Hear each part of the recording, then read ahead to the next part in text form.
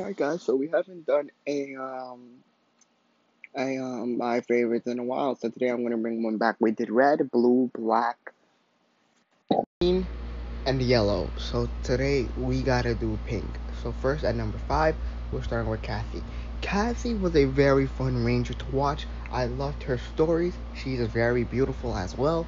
Her storyline was fantastic. I like how she got from a little sort of an inexperienced person in Power Rangers combat to becoming one of the greatest Power Ranger fighters in the world.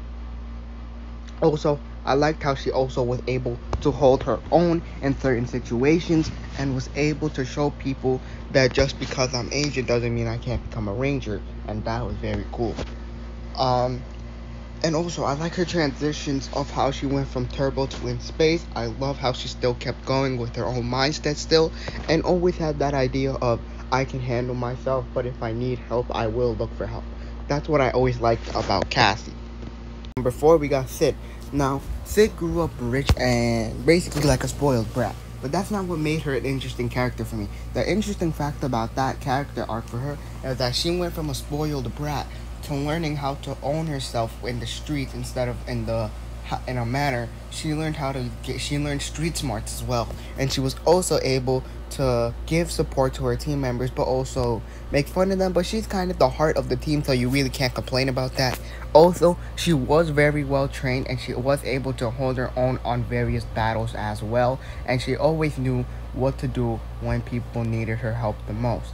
And she was always willing to sacrifice her time to help the people to help people in life who needed help.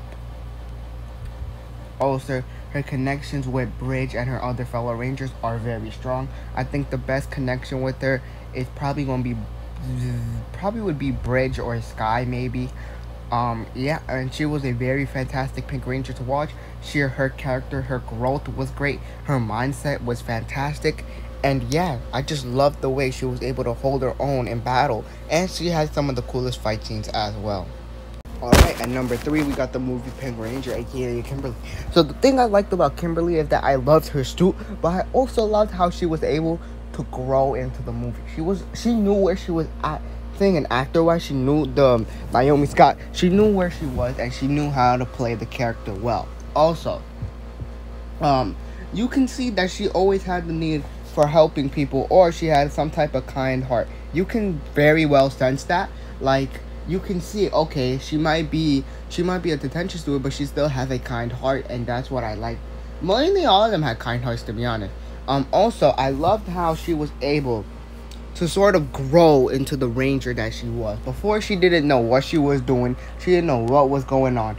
But when she started to get the grip of it, she was like, okay, I know what I'm doing now. And she was able to hold her own in battle. Also, I love how she was able to form friendships with every ranger. I also loved how she was able to form friendships with Trini. Her friendship with Trini was very strong. It wasn't really nothing in the beginning, but as the movie grew, their friendship grew, and that was very well directed, I feel. Also, you can sense how she was able to connect with her fellow Rangers as well, and her growth mindset was really starting to grow. So she was a very good Pink Ranger to watch. At my number 2 list, I gotta put Amelia here. Come on now, Amelia is a GOAT. She is one of the best Pink Rangers I have ever seen. She is very energetic, very nice, very beautiful. Like I said, all these Pink Rangers are very beautiful. But she is very much a very funny, fun, relatable, energetic. She is one of Pink Ranger that you can really see that, okay, she became the Pink Ranger. That's another exciting thing for her. She's never afraid to go into danger. She always wants to find out about paranormal activity. She has that hunt for excitement. She has the nose for danger. She loves it. She loves to do stuff that might get her killed. That's pretty much what I'm saying. But also, the fact that she was able to sort of do something that she never done before, but also able to hold her own in it, it's very cool. Like, some Rangers that have been mentioned, like Sid and Cassie, they've been Rangers already. But Amelia and Kimberly, they weren't Rangers before. They had no experience. So to see Amelia hold her own in something that she never knew how to do. It's amazing to watch. One spot, it gotta be Jen Scott from Power Rangers Time Force.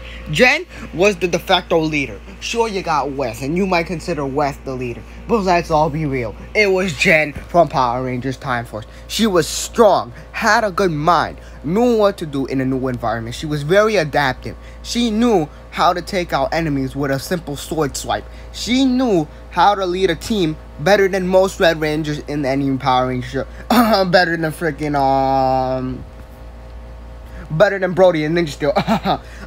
Jen was so willing to sacrifice her life just to take out Rantic, and that's what I'd like to see in a good leader. Somebody that is willing to to risk their life in order to stop a villain. I love that. I love it. And let's be real, her character arc with Wes and Alex was the best thing you've ever seen in a Power Rangers show. Let's be real. And not even her mind is strong, but also her what's it called? Like her physical ability is also strong. She don't got powers like Katie or Trip, but she is able to hold her own against superpowered mutants that likely might get people killed.